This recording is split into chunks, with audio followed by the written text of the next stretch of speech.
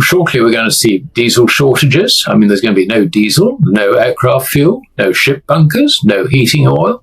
All this comes out of refining sour crude, which is basically what we get out of. The answer is you get into gold. And I think we're at the point where the markets should be waking up to this. I mean, they should have woken up to it a lot earlier. I mean, markets are effectively broken. Yesterday was quite an explosive day with more than 4% for gold and silver. What do you think? Is this a bull trap, a fake breakout, or are we firmly back in bullish territory again?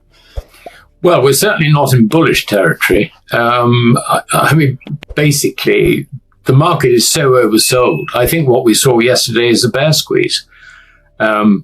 I mean, when you get sentiment so low, you will have people who've shorted it. I mean, and I've seen various commentators saying that, I think gold is going to dip below 4,000 again. Well, that tells me they're short, basically. And silver, of course, is the other one. I mean, I've seen various people come out with estimates. It's going to go and challenge 50 or,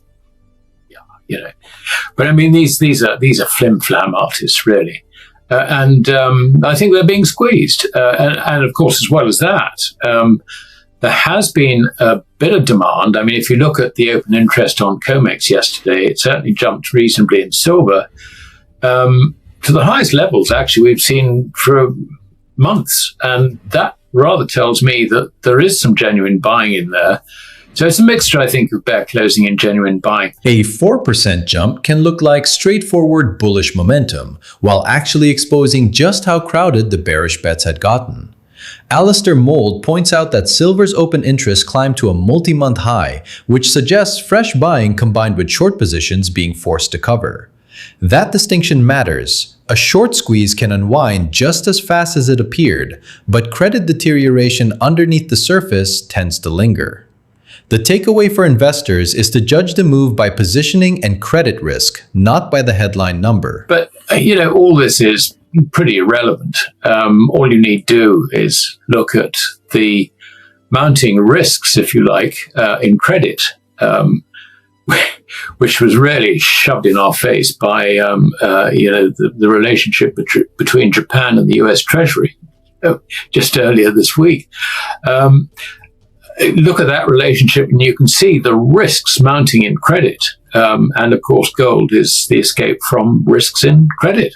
So whether this is the bottom or whatever, I think is irrelevant. I think you've just got to look at the risk factors and think, how do I protect myself? And the answer basically is, don't tizzy snatch. Don't worry about, whether gold's going to dip again or, whether you're going to get a better buying opportunity. I mean, if you take that attitude, you're not actually hedging risk at all. You are just trying to trade it. And as we know, most traders lose money. So, if you want to do that, good luck to you.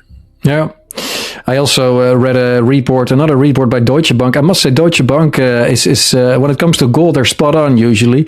Maybe it's still the German mindset and understanding of gold, because this week they said that gold remains in an ongoing explosive phase of price behavior that began in August 24. And with the recent correction looking muted, they maintain a constructive year-end outlook of at least $4,700 an ounce. But a lot of commentators, they link the price increase to a potential Hormuz deal. And if a deal in the Hormuz and in the general or broader area in the Middle East can be made, then that's good for gold.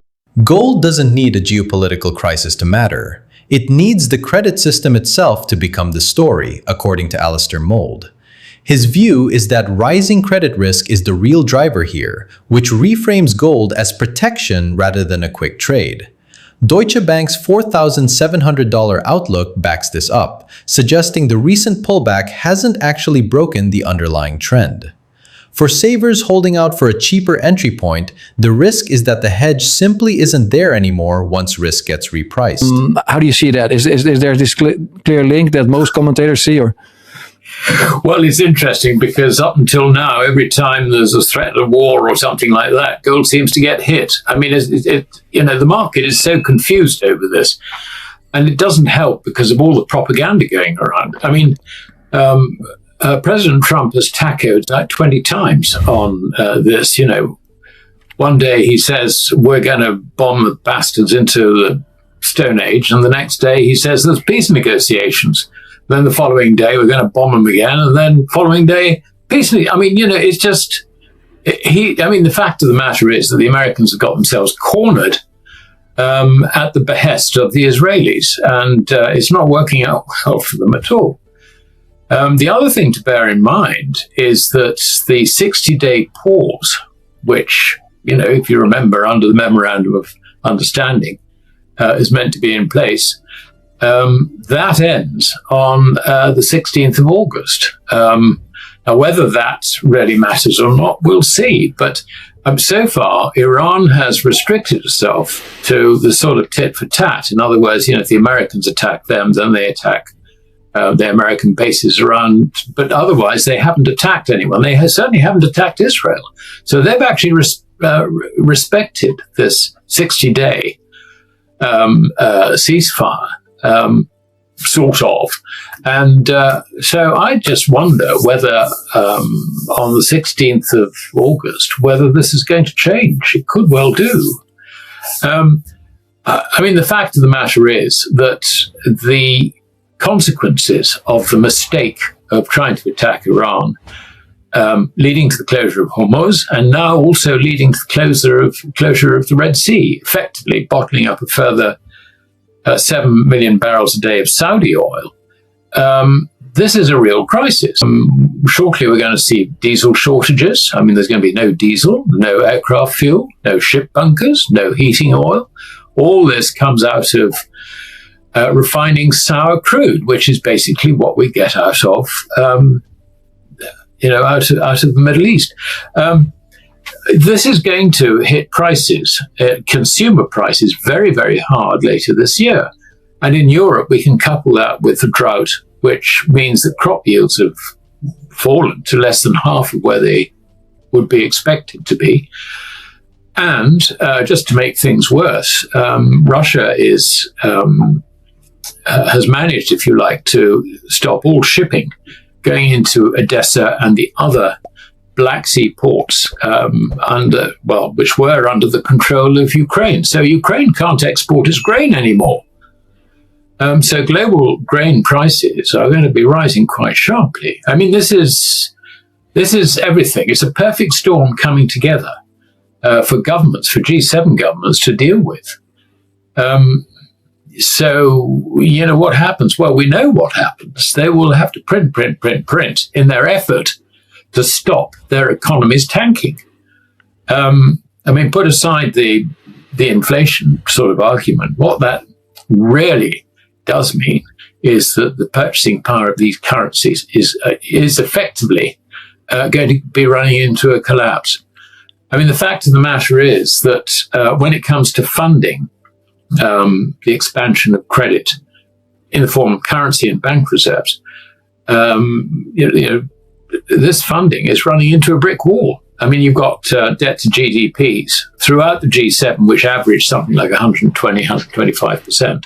There are outliers like Japan on the one hand, being 200 or 240%, however you measure it, and Germany, which I understand is around about, 75% now. But its economy is really, really struggling. They're in debt traps. So how do you get out of this risk? Well, the answer is you get into gold. And I think we're at the point where the markets should be waking up to this. They should have woken up to it a lot earlier. Markets are effectively broken. And as to the point as to whether this move up in gold, if you like, is the start of a new trend, the fundamental facts suggest, yes, it is the start of a new trend. Basically, not because of the merits of gold or silver, but because of what's happening to credit. It is entering a stage of, a period of collapse. There is no other conclusion you can come to. The real danger isn't just higher prices, it's the currency response that governments might use to contain them. This is where Alasdair Macleod's argument turns toward G7 debt levels, which now average somewhere around 120 to 125% of GDP across major economies. If governments answer supply shocks by creating even more credit, savers end up losing purchasing power even without any formal crisis ever being declared.